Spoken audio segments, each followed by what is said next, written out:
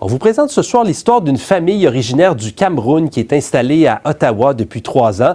Vous allez voir, ça n'a vraiment pas été facile pour eux. La mère travaille maintenant comme bénévole dans un organisme d'accueil pour aider les nouveaux arrivants. C'est là où je l'ai rencontré. Pour la petite histoire, quand j'arrive au Canada, c'était en juillet, le 19 juillet 2023, on avait déjà trouvé un logement. Mais le bailleur n'avait pas voulu qu'on verse les fonds. Il nous disait, une fois arrivé, vous allez verser les fonds. Ne vous inquiétez pas. 2 jours avant notre arrivée, il nous appelle. Il nous dit, je ne peux plus vous donner la maison parce que je ne suis pas sûre que vous allez payer après. Donc, il ne nous faisait pas confiance.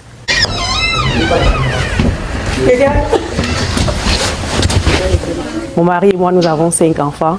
Nous ne savions pas où on allait dormir, ce qu'on allait manger à notre arrivée parce que c'était énormément de stress.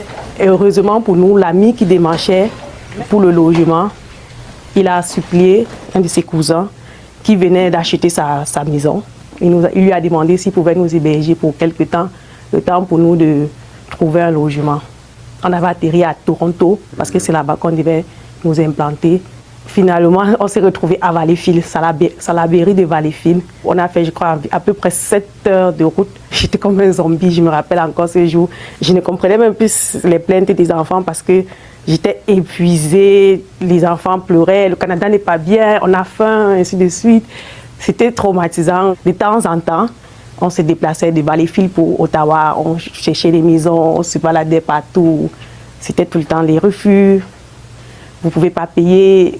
On nous demandait à l'époque le toit. Est-ce que vous avez une bonne cote de crédit? On disait, mais comment est-ce qu'on fait pour avoir la cote de crédit alors qu'on vient d'arriver au Canada? On n'a rien, on n'a que notre argent avec lequel nous sommes venus du pays. Il n'y a que ça comme preuve que nous pouvons payer votre loyer dans le temps. On est tombé sur une maison, elle n'était pas du tout correcte parce que même les enfants n'avaient pas accepté qu'on la prenne. C'était une maison très délabrée, insalubre, avec des cafards. On voyait des cafards se balader, mais on n'avait pas le choix, surtout que le bailleur ne nous demandait aucune garantie, aucun travail.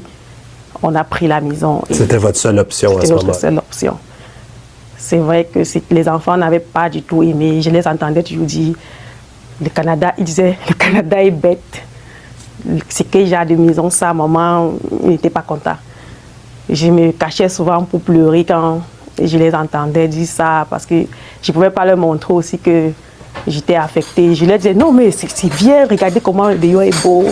Heureusement, les enfants aimaient l'école. Donc, c'était déjà ça le positif. Ils me disaient, maman, ma madame, elle est très bonne, elle est gentille avec moi.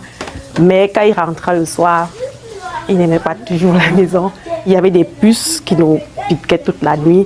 Les cicatrices sont même parties, j'avais des taches. Je me couvrais tout le temps parce que j'avais honte de voir ma peau abîmée. On devait dire, mais comment tu pars de l'Afrique pour aller dans un pays développé et ta peau s'abîme? Je faisais plus les appels vidéo avec la famille parce que je ne voulais pas qu'ils voient ça. C'était tellement moche.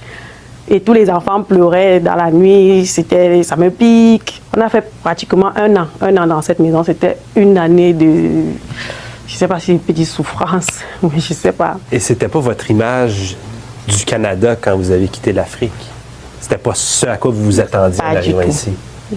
Je savais que quand je serai au Canada, la vie sera belle. Je m'attendais à un semblant, je ne sais pas, comme une lune de miel. Déjà, je serais dans une belle maison comme on voit à la télé.